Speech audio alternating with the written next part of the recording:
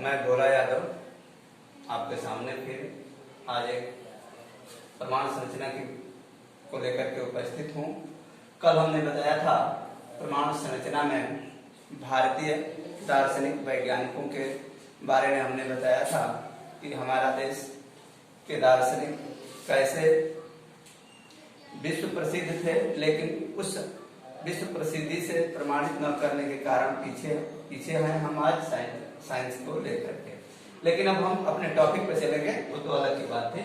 Dalton जो है प्रमाण के जनक बने और उन्होंने उसी परिभाषा को थोड़ा सा संशोधन किया और प्रमाण के जनक बन गए। उन्होंने बताया कि प्रमाण अविभाज्य सूक्ष्मतम कण है जो रासायनिक अभिक्रिया में भाग ले सकता है परंतु स्वतंत्र नहीं रह सकता है। उन्होंने कहा अविभाज्य का मतलब जिसको और विभाजित न किया जा सके, और सूक्ष्मतम का अर्थ होता है छोटा, यानी प्रमाण इतना छोटा कण है कि उसको और छोटा नहीं किया जा सकता है और वह रासायनिक अभिक्रियाओं में भाग ले सकता है परंतु स्वतंत्र नहीं रह सकता। आगे हम बताएंगे कि जो रासायनिक अभिक्रिया में भाग ले सकता है परंतु स्वतंत्र नहीं रह सकता। स्वतंत्र क्यों नहीं रह सकता? क्योंकि प्रत्येक परमाणु अणु जो है ये चाहते हैं कि हमारे बाह्य कोश में 8 इलेक्ट्रॉन पूरा हो जाए, और अपने बाह्य कोश में 8 इलेक्ट्रॉन पूरा करने के लिए एक परमाणु दूसरे परमाणु के साथ संयोग करते हैं या अणु बनाते हैं, रासायनिक क्रिया करते हैं। इसी 8 को पूरा करने के लिए प्रत्येक तत्व, जैसे सोडियम से मिलकर के सोडियम अणु बन जाता है, ऑक्सीजन से मिलकर के अणु बनता है, जबकि सोडियम क्लोरीन के साथ मिलकर के सोडियम क्लोराइड बनाता है, मैग्नीशियम सल्फेट के साथ मैग्नीशियम सल्फेट बनाता है। ये समस्त रासायनिक क्रिया जो है 8 इलेक्ट्रॉन बाह्यतम कोश में पूरा करने के लिए ही होती है। तो इसे हम समीकरण के द्वारा आगे बताएंगे। लेकिन आधुनिक परिभाषा जब आई तो आधुनिक परिभाषा में यह बताया गया कि प्रमाण सूक्ष्म कण है। सूक्ष्म का अर्थ होता है छोटा, और विभाज्य है। आधुनिक परिभाषा यह बताई कि प्रमाण छोटा कण है लेकिन अविभाज्य नहीं है, इसे विभाजित किया जा सकता है और इसको तोड़ने पर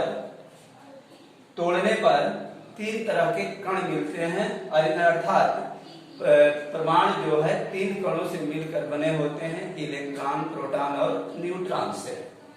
तो इसी को इन्होंने लिखा कि परमाणु सूक्ष्म कण है, छोटा कण है जिसे विभाजित किया जा सकता है, जो इलेक्ट्रॉन, प्रोटॉन, न्यूट्रॉन से मिलकर के बने होते हैं और अपने बाह्य कोश में 8 इलेक्ट्रॉन पूरा करने के लिए वे तत्व एक दूसरे से रासायनिक अभिक्रिया करते हैं, परंतु यह स्वतंत्र नहीं रह सकते। स्वतंत्र इसलिए नहीं रहते कि वे जो है अपने 8 इलेक्ट्रॉन को पूरा करने के लिए हमेशा एक दूसरे के साथ संयोग करके भिन्न भिन्न तरह के यौगिक कंपाउंड्स का निर्माण करते रहते हैं। इसलिए कहा गया है कि स्वतंत्र नहीं रह सकते। स्वतंत्र वही तत्व रह सकते हैं जो आपको अक्रिय गैस के बारे में बताया गया है कि जिनके बाह्य कोश में 8 इलेक्ट्रॉन होता है, जैसे में होता है नियान, आर्गन, क्रिप्टॉन, जीनान। ये जो है अक्रिय हैं, इनके बाह्य कोश में 8 इलेक्ट्रॉन होते हैं, ये स्वतंत्र रहते हैं और किसी भी रासायनिक अभिक्रिया में ये भाग नहीं लेते हैं।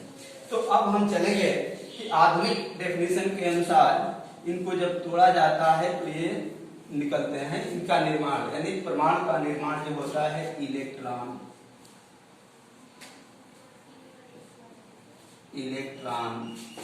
दूसरा प्रोटॉन और तीसरा जो होता है न्यूट्रॉन।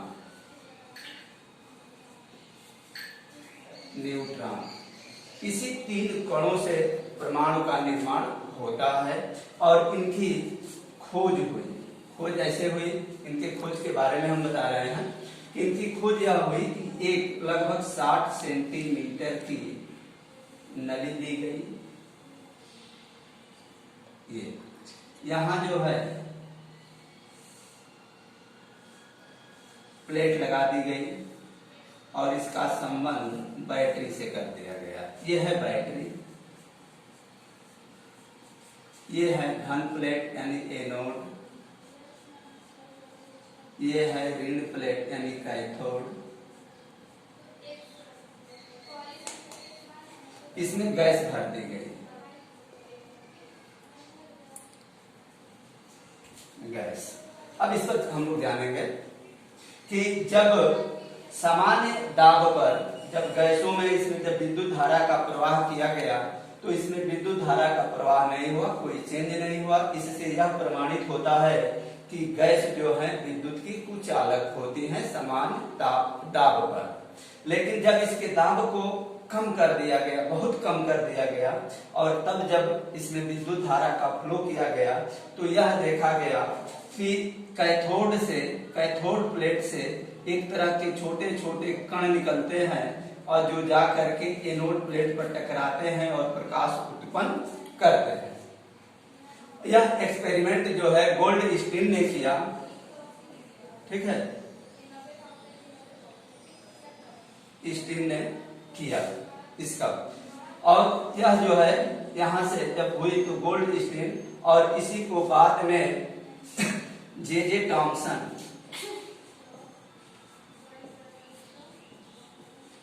ने इसका नाम इलेक्ट्रॉन रखा। जो कैथोड से जो किरणें उत्पन्न होती हैं और एनोड पर टकराने के बाद प्रकाश उत्पन्न करती हैं, और इसी का अध्ययन करके जे टॉमसन ने इसका नाम इलेक्ट्रॉन रखा। और यह किरण हमेशा ये कॉमन याद रखेंगे कि यह किरण जो है कैथोड से निकलती हैं और इन पर ऋण आवेश होता है और धन प्लेट की ओर तेजी से यह एक्टिव होती हैं। और यह जो है इस तरह से गोल्डस्टीन ने एक्सपेरिमेंट को शुरू किया, लेकिन पूरा अध्ययन जो है नॉलेज जो है जे टॉमसन ने दिया, इसलिए इलेक्ट्रॉन का जनक जो है जे टॉमसन को माना जाता है। और जे टॉमसन जो है इलेक्ट्रॉन के जनक कहलाए। इसी तरह से अब प्रोटॉन की बात चलेंगे। प्रोटॉन की खोज जो है रदरफोर्ड ने किया। प्रोसेस थोड़ा सा डिफरेंस होगा, और प्रोटॉन जो है धन प्लेट से निकलती हैं और यहाँ इससे निकल करके बाहर आती हैं ऋण की तरफ, ठीक है। और इसकी खोज जो है रदरफोर्ड ने किया। सेम रहता है, बस इतना है।